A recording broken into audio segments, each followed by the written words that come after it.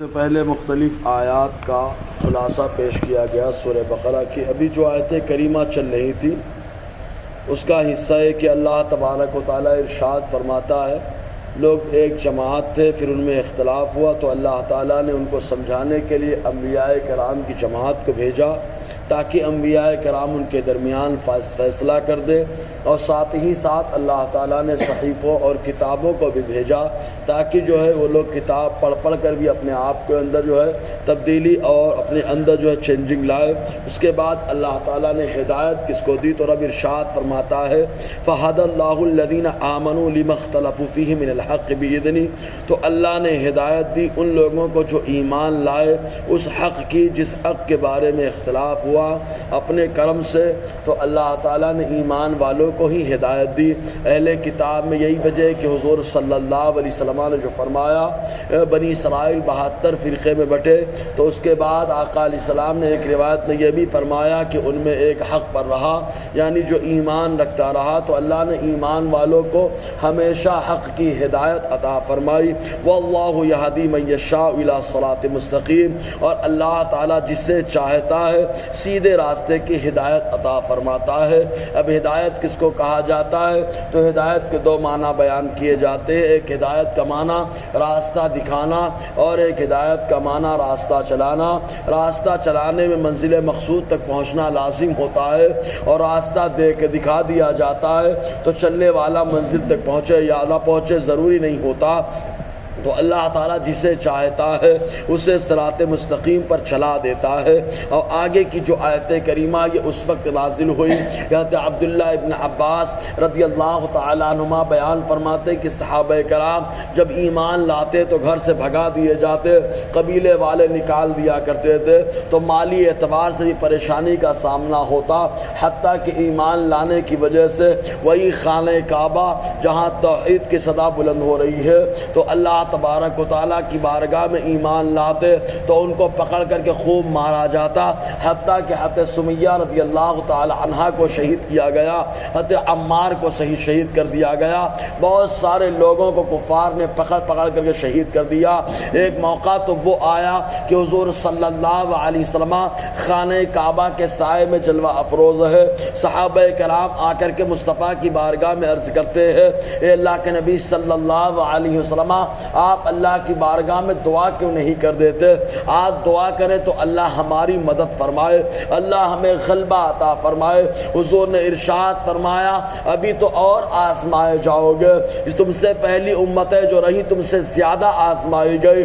چنانچہ کبھی کبھی ایسا ہوا کہ کسی کے سر کے اوپر جو ہے لوہے کی کنگھی چلا دی گئی جس کی وجہ سے سر کی کھال ادھیڑ دی گئی۔ اسی طریقے سے کسی کا معاملہ ایسا ہوا کہ اس کو زمین کے اندر دفن کر دیا گیا، اور کسی کو بہت زیادہ تکلیف دی گئی، کسی کو انگارے میں ڈالا گیا۔ اس طریقے کی وہ آزمائش ہوئی، حتیٰ کہ انبیاء کرام ان کی فرمائش رب کی بارگاہ میں عرض کرنے لگے اور کہنے لگے اے پروردگار عالم کب مدد عطا فرمائے گا؟ تب اللہ تعالیٰ نے ان کی آزمائش کے پیش نظر کامیابی بھی عطا فرمائی، مدد بھی اللہ تعالیٰ نے عطا فرمائی۔ تو حضرت عبداللہ ابن عباس فرماتے پریشانی کے عالم میں جب سب کچھ چھوٹ گیا، مدینہ طیبہ آ گئے، تو یہاں پر منافقین نے پریشان کرنا شروع کر دیا، بہت زیادہ پریشان کیا۔ تب ایسے صورت میں صحابہ کی دلجوئی کے لیے اللہ تبارک و تعالیٰ نے آیت کریمہ نازل فرمائی اور ارشاد فرمایا ام حسبتم ان تدخلوا الجنہ ولما یأتکم مثل الذین خلوا من قبلکم، اللہ تعالیٰ فرماتا ہے کیا تم نے یہ سمجھا تھا کہ جنت میں داخل ہو جاؤ گے اور ابھی تک تو تمہارے پاس ان کے جیسا معاملہ نہیں آیا جو تم سے پہلے ہو چکے ہیں؟ مستہم البأساء والضراء وزلزلوا حتی یقول الرسول، اسی آزمائش کے پیش نظر چنانچہ یہ اصحاب اخدود کا معاملہ بھی درپیش ہوا۔ اصحاب اخدود کیا ہے؟ تنور والوں کا معاملہ کیا ہے؟ خالی یہی تو رہا کہ بادشاہ بادشاہ جو گزرا اس بادشاہ نے اپنی بہن سے نکاح کے جواز کا جو ہے پرستاؤ لوگوں کے سامنے رکھا، لوگوں نے انکار کر دیا۔ تب ایسی صورت میں بادشاہ نے حکم دے دیا کہ جو لوگ انکار کر رہے ہیں ان کو تنور جلا کر اس کے اندر ڈال دیا جائے۔ چنانچہ ان لوگوں کو ڈالا جا رہا ہے، لیکن لوگ حق سے ہٹنے کے لیے تیار نہیں ہے، حتیٰ کہ ایک خاتون آئی اور آنے کے بعد اس کا بیٹا اس کی جو ہے اس کے پستان سے لگا ہوا دودھ جو ہے پی رہا تھا، اور اس والدہ نے اپنے بچے کو دیکھا، آگ میں کودنے میں جھجک محسوس کیا۔ اس بچے نے اس وقت لب کھولا اور کہا اے ماں صبر کر، کود جا، اللہ تعالیٰ بہترین صلہ دینے والا ہے۔ چنانچہ معاملہ ایسا ہوا وہ کود گیا۔ کبھی کبھی تو ایسا ہوا کہ آگ کے انگاروں کے ساتھ ساتھ بدن سے جو ہے کھال ادھیڑ لی جاتی تھی۔ خود حضرت ماشطہ رضی اللہ تعالی عنہ کا واقعہ، خود ایسے ہی حضرت آسیہ رضی اللہ تعالی عنہ جب ایمان لائی، فرعون کو معلوم پڑ گیا کہ یہ موسیٰ علیہ السلام کے دین پر ایمان رکھتی ہے، موسیٰ علیہ السلام کو اللہ کا پیغمبر مانتی ہے۔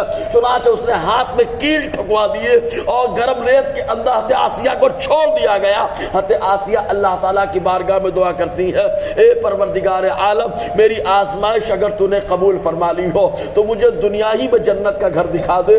اللہ تعالیٰ نے دنیا میں انہیں جنت کا گھر دکھا دیا، بشارت عطا فرمائی۔ خود قرآن مقدس میں اس کا ذکر موجود ہے۔ تو بتانا مقصد یہ اللہ تعالیٰ فرماتا ہے آزمائش پہلے جیسے ابھی ہوئی نہیں، کیا ایسے ہی جنت میں چلے جاؤ گے؟ اب کیسی کیسی آزمائش ہے، انشاءاللہ اس پر روشنی رہے گی۔ اللہ تعالیٰ ہم سب کو فیضان قرآن برکات قرآن سے مالا مال فرمائے۔